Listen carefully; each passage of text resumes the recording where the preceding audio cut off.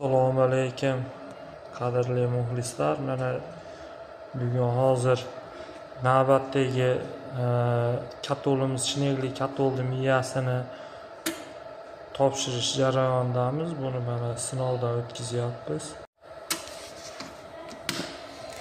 Mana aylanish jarayoni. Buni bu yoqqa qilamiz. Mana teskariga aylanyapti. Polyarnost o'zgardi.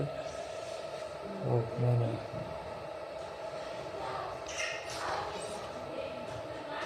12 sekund yo 13 sekundda hozir yonadi.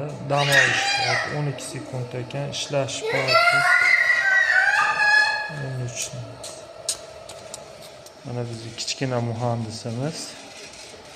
Kim shunday katolga miyalar kerak bo'lsa, katol tayyorlovchilarga hamkorlikni taklif qilamiz. Bunisi polyarnostni o'zgartirib beruvchisi. Mana